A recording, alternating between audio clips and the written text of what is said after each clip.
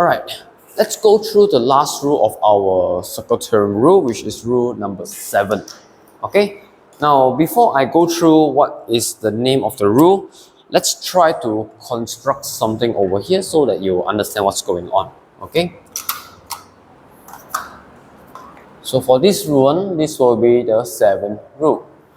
Now for the 7th rule, there are 2 lines you will need to draw because we will be using the angle that is created from the 2 lines. Number 1, it will be a tangent. So let us say this is my point in my circumference. I will be drawing my tangent. Oh, so the line will look something like this. Okay? And then the second line that I will draw, it's a chord. But this chord, it must be originated from this tangent over here. Okay? So I will be drawing my chord and it will look something like this. Okay? Now what we are interested in right now is this angle over here that is produced by the tangent and the chord. And what I would like you to try is to find the relation between this angle and the angle I'm going to show you right now. So what I want you to do is to use this chord as a base of a triangle. Now what do I mean by that?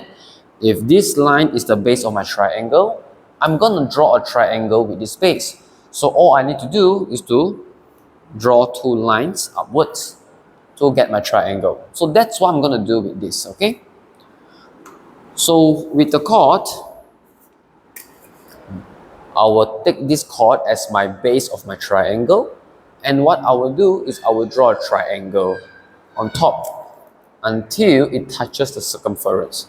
Now the triangle can be anywhere on the circumference. It doesn't have to be parallel to the tangent, okay? So for an example, I will get something like this.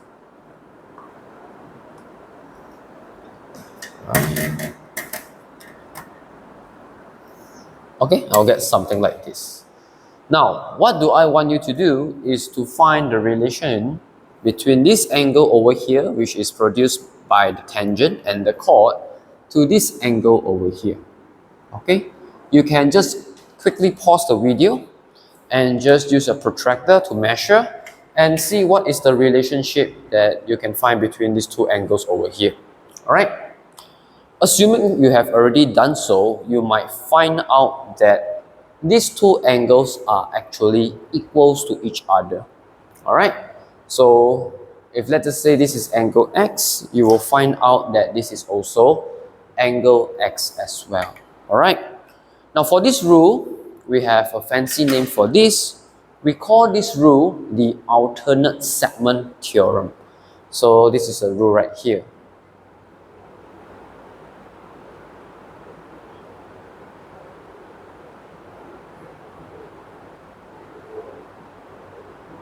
Okay, that's the name of the rule.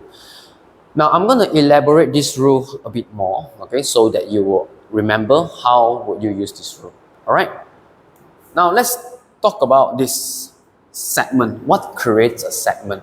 Alright, a chord creates a segment. So since I'm referring to this chord over here, alright, I will just extend this chord so that you will see 2 areas over here.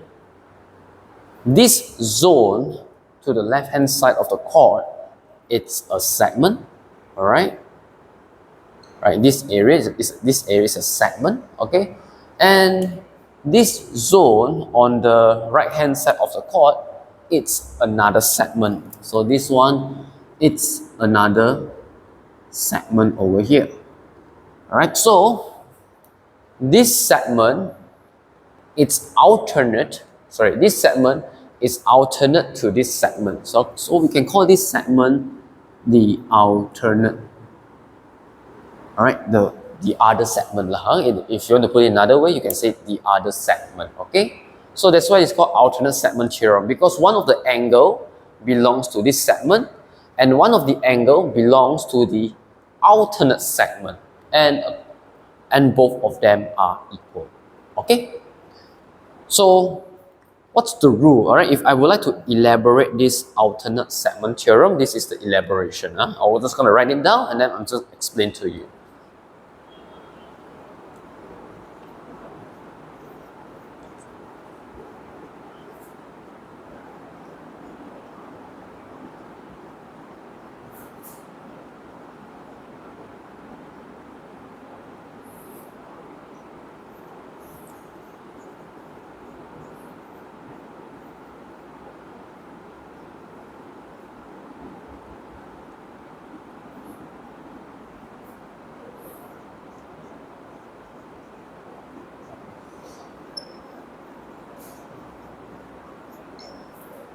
Okay, so that's the elaboration over here. We say that angle between the tangent and chord.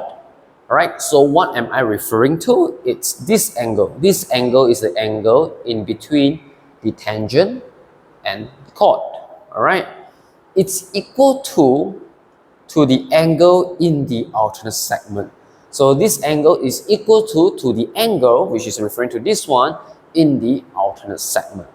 Now, also to put this in a easy way for you to remember, when you want to look at the alternate segment, the angle is always inside the triangle, like this case, right? So remember this triangle, how does this triangle is created? It is from the chord, like the base of the triangle. As you extend it, the angle in the alternate segment is always inside the triangle over here.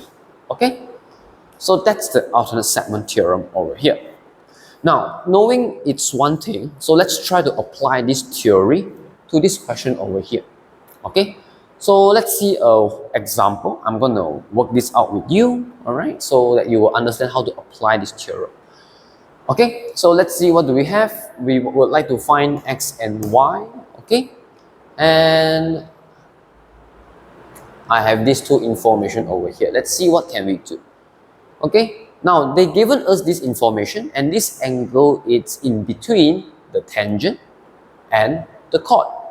All right, so we can use this rule over here to help us to solve this question. So according to this rule, the angle between the tangent and the chord is equal to the angle in its alternate segment. So look at the chord, which is represented by this red color line here, which I'm going to draw with my pen.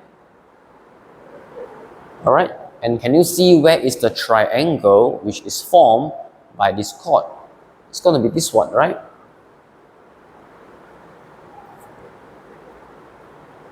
So in another word, this angle over here, it's also 70 degrees according to the alternate segment theorem over here. Now, based on this information, what else can we do?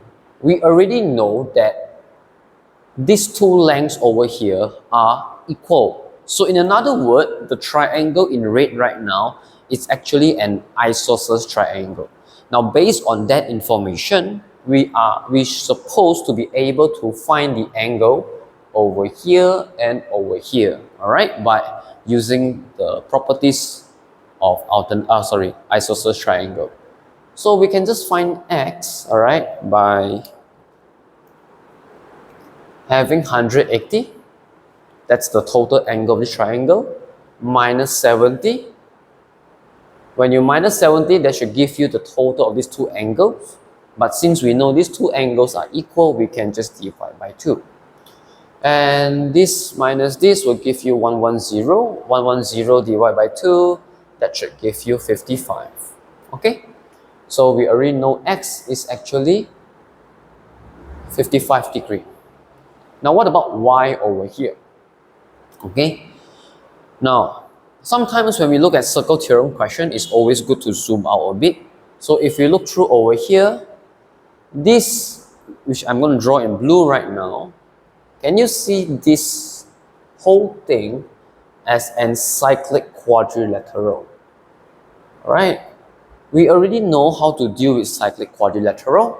Alright, there's a property over here about the opposite angles. We said that the opposite angles of cyclic quadrilateral adds up to 180 degrees. So in another word, x plus y must equals to 180. So since we know what's x, which is 55, plus y, which is the unknown we are interested to find, should be equals to 180 degrees. And we can work that out very quickly. 180 minus 55 should give you 125. Alright, and there we have solved our question over here. Okay.